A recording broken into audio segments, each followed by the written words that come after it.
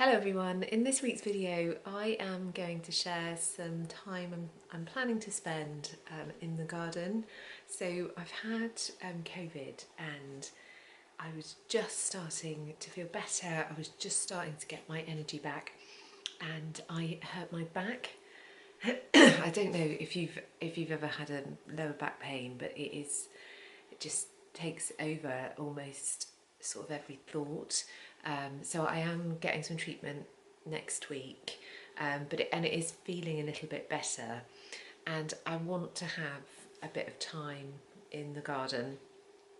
I'm a real believer in the healing power of just getting outside, getting in the garden, getting my hands in the soil and just enjoying growing, So that's what I'm planning to do. So I need to get out there and just do like some general tidying up. Some of the fences need a little bit of spot painting. I'm actually really pleased with the paint because I did it all last year. If you remember in my video when we were doing the garden, I sprayed all of the fences with the Cuprinol Urban Slate and it still looks really good. There's just a few little spots where I'm just going to go over with a paintbrush and just put on another coat and just tidy up. It's quite a quick job and it will be done, so that is brilliant. The other thing that I want to do is empty some of the compost out. And in the compost bin at the end of the garden, I actually haven't really touched it for quite a few months, so I'm hoping the compost is going to be okay. And I'm just going to mulch the pots and put some of that over the borders. And I also want to cut the grass and I want to put down some feed and weed, because I do find that I have quite a lot of weeds that start sort of creeping in. If I get time, I want to put some plants in if I can get to the garden centre. And at this point I'm thinking, and I know that I need to be realistic about what I can do and what I can achieve. So if I need to take a rest and take a break, then I'm certainly going to do that. And so this is probably going to be, a couple of days worth of work really, so that I can, try and get things done and get things straight in the garden.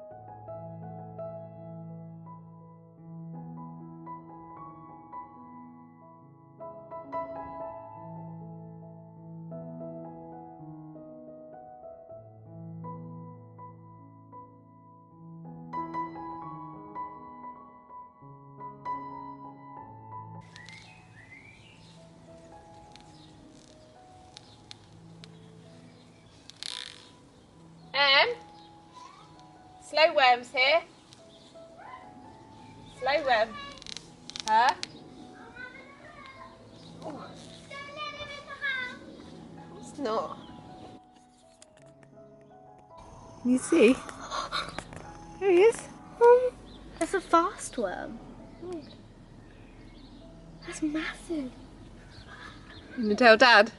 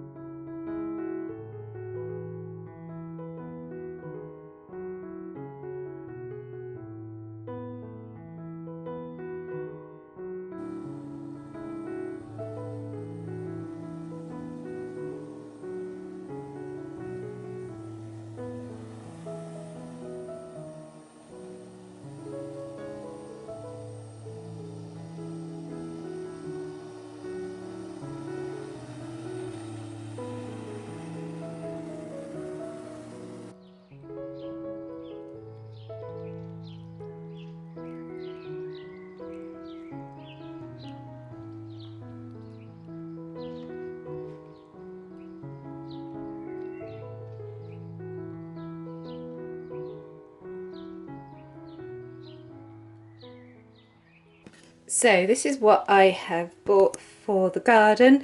I got a tray of Cosmos because my seeds haven't been very good this year. These ones are mixed colours and I think they're going to be really, really beautiful. And then over here I have got those are my Cosmos that are not really doing very much at the moment. Hopefully they will pick up. I'm not even sure whether that is a Cosmos or whether it's something else. Maybe a little weed has got in there, I'm not sure. I've got my bell flowers at the front, which are going to be amazing, I think. So I'm going to let them grow up a bit more before I put them in smaller pots. I've got one decent-ish Cosmos plant here, just the one who's kind of, actually no, he's okay. I needed some more water in there. I've got an Erisium which I have grown before and I thought that was really pretty. I've got a fuchsia, just the one, but I just thought these flower heads were so pretty. And not like a fuchsia that I've had before, so I'm looking forward to putting that one in. I've got a large delphinium at the front and it's a purpley delphinium, which I absolutely love, one of my favourite colours.